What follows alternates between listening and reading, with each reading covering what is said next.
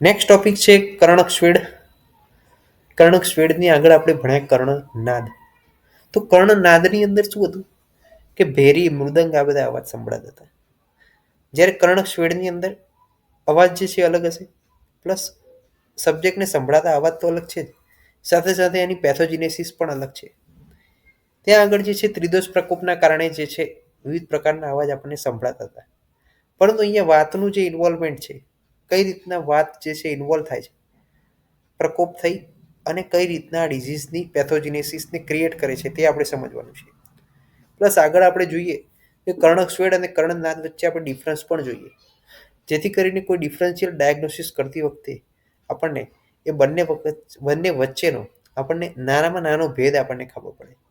તો આપણે જોઈએ કર્ણક સ્વેડ. સામાન્ય નિદાન કોમન રહેશે કે જે આપણે આગળ લઈશું.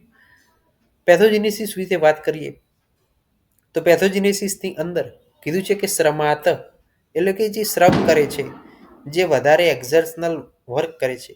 ક્ષયાદ કે જે ક્ષય પામે છે. ક્ષયની અંદર કે જે બોડી જે છે એની લીન છે, જે વ્યક્તિની જેનું વેઇટ ઓછું છે, એવા ક્ષય જે છે. વૃક્ષ કષાય ભોજનાત, હવે જે શ્રમ કરે છે અને જેને બોડી ક્ષય થઈ ગયેલી છે, અને એવા વ્યક્તિઓ અથવા તો પછી જે કાયમી વૃક્ષ કષાય ભોજન લે છે, એવા વ્યક્તિઓની અંદર સમીરણ, સમીરણ એટલે શું કે વાયુ, વાયુ શું થાય છે શબ્દ પથે પ્રતિષ્ઠિત, કે જે શબ્દ વહ સ્રોતસ છે ત્યાં આગળ જઈને શું કરે છે સ્થાન સંશ્રય કરે છે. તો કે શ્રમના કારણે, ક્ષયના કારણે અને વૃક્ષ કષાય ભોજનના કારણે જે વાયુ શું થાય છે પ્રકોપ થાય છે. એ વાયુ ક્યાં ગયો શબ્દ વહ સ્રોતસમાં. અથવા તો પછી એક કીધું છે કે વિરિક્ત શીર્ષક છે શીત સેવીના, એટલે કે જેને શિરો વિરેચન, જ્યારે નશ્ય લીધું છે અને નશ્ય લીધેલા વ્યક્તિને જો આપણે શીતલ વસ્તુઓનું સેવન કરાવીએ, શીતલ બહારના ઠંડા પવનમાં જો લઈ જઈએ, તો પણ એને શું થાય છે કર્ણક સ્વેડની ઉત્પત્તિ થઈ શકે છે. તો આ થઈ ગયા એની પેથોજીનેસિસ. શું હતું? શ્રમ, ક્ષય, વૃક્ષ કસાય ભોજન લીધું, વાતનો શું થયો પ્રકોપ. વાત ક્યાં ગયો? શબ્દવહ સ્રોતસની અંદર. શબ્દવહ સ્રોતસની અંદર આ વાત ગયો.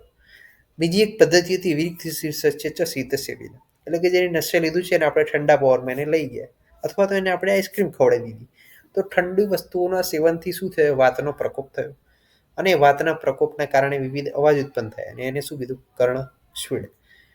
તો જોઈ લઈએ ચાર્ટની અંદર. તો exposure to cold think after શિરો વિરેચન, અથવા તો પછી આપણે જે વાત કરીએ એના કારણે વાયુનો શું થયો પ્રકોપ. ક્યાં થયો? તો કે શબ્દ વહ સ્રોતસ છે, ઉત્પત્તિ શું થઈ કર્ણક સ્વેડની. હવે કર્ણક સ્વેડની અંદર વેણુ ઘોષ ઉપમમ, એટલે કે વિસ્લિંગ લાઇક સાઉન્ડ આવશે, જે સિસોટી વાગે છે એ ટાઈપનો અવાજ જે છે કર્ણક સ્વેડની અંદર સંભળાય છે. જ્યારે પેલાની અંદર તો ભેરી, મૃદંગ, કાકનાદ, અપામી ઉપપત્તિ, એટલે કે વોટરફોલ, ઝરણા જેવો સાપ શ્વાસ લેતો હોય એવો અવાજ આવતો હતો. આની અંદર તો વેણુ ઘોષ ઉપમ, એટલે કે જે સિસોટી જેવો અવાજ આવે છે. ચિકિત્સાની અંદર સેમ શ્લોક છે. સામાન્યમ કર્ણ રોગેશુ ઘૃતપાનમ રસાયણ, એટલે કે ઘીનું પાન છે, અવ્યાયામ, વ્યાયામ નહીં કરવાનું, શિરસ્નાન નહીં લેવાનું, બ્રહ્મચર્યનું પાલન. કર્ણશૂલ પ્રણાદ બાધી અને સ્વેડની અંદર જે સેમ શ્લોક હતો એ સેમ શ્લોક છે અહીંયા, એ યાદ રાખવાનો. સ્નિગ્ધ એટલે કે પહેલા સ્નેહન, પછી સ્વેદન, ત્યારબાદ શું છે તો કે સ્નિગ્ધયુક્ત વિરેચન, અને નાડી સ્વેદ અથવા પિંડ સ્વેદનો પ્રયોગ અહીંયા પણ કીધો. આ વિશેષ ચિકિત્સા યાદ રાખવાની જરૂર નથી, સામાન્ય રીતે આ જરૂર પડતી નથી. કર્ણપૂરણ જે છે સરસપ તેલથી ખાસ યાદ રાખવાનું. કર્ણપૂરણ કર્ણક સ્વેડની અંદર સરસપ તેલથી થયું. પહેલું કર્ણશૂલમાં કઈ રીતે થયું? દીપિકા તેલથી, અથવા તો ઈંગવાદી અથવા સ્યોરક તેલ. કર્ણ નાદની અંદર શું હતું? તો કે એમાં પણ સરસપ તેલ ચાલશે, આમાં પણ સરસપ તેલ ચાલશે. અપત્ય શું છે? તો કે મૈથુન છે, ક્રોધ છે, વૃક્ષ કસાય ભોજન છે, વાયુનો પ્રકોપ થાય બધું અપથ્યની અંદર આવશે. હવે આપણે જોઈએ કર્ણનાદ અને કર્ણક સ્વેડ વચ્ચેનો ડિફરન્સ શું કહે છે.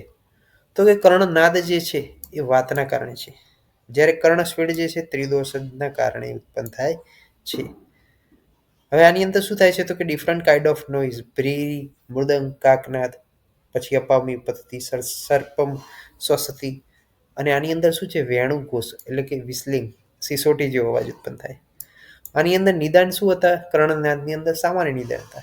આની અંદર વિશેષ નિદાન છે શ્રમ, ક્ષય, વૃક્ષ ભોજન, કષાય ભોજન, શીત સેવીન આફ્ટર શિરો વિરેચન, નશ્ય કર્યા પછી બહાર ઠંડા પવનમાં લઈ જાઓ અથવા આઈસ્ક્રીમ ખવડાવી દો ઠંડો, તો એ પણ છે નિદાનની અંદર.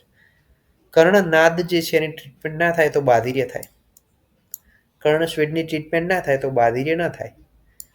એટલી બધી પણ વર્સન કન્ડિશન થતી નથી. ચિકિત્સા શું છે? વાત સામક ચિકિત્સા છે કર્ણનાદની અંદર, જ્યારે એની અંદર પિત્ત કફ સામક ચિકિત્સા કર્ણસ્વેદની અંદર આપેલી છે. વાઘભટ દ્વારા વર્ણન કર્ણનાદનું કરેલ છે અને આનું કરેલું નથી કર્ણસ્વેદનું. એટલો ડિફરન્સ હતો. તો વાતના કારણે કર્ણનાદ થયો, સન્નિપાતજના કારણે કર્ણસ્વેદ થયો. કયા કયા પ્રકારના અવાજ ઉત્પન્ન થાય છે, શું નિદાન છે, ત્યારબાદ બાધિર્ય થાય કે નહીં, ચિકિત્સા કઈ ટાઈપની છે અને વાઘભટ દ્વારા વર્ણન કરેલ છે કે નહીં, એના આધારે આપણે ડિફરન્શિએટ કરી શકીએ. નેક્સ્ટ વિડીયોની અંદર આપણે જોઈશું બાધિર્ય, હિયરિંગ લોસ, ડેફનેસ, શું નિદાન છે, શું એની અંદર પેથોજેનેસિસ સર્જાય છે, તેના વિશે આપણે અભ્યાસ કરીશું. તો આપણે અત્યારે જોયું કર્ણસ્વેદ શેના કારણે થાય છે. Thank you so much. જય હિન્દ, જય આયુર્વેદ.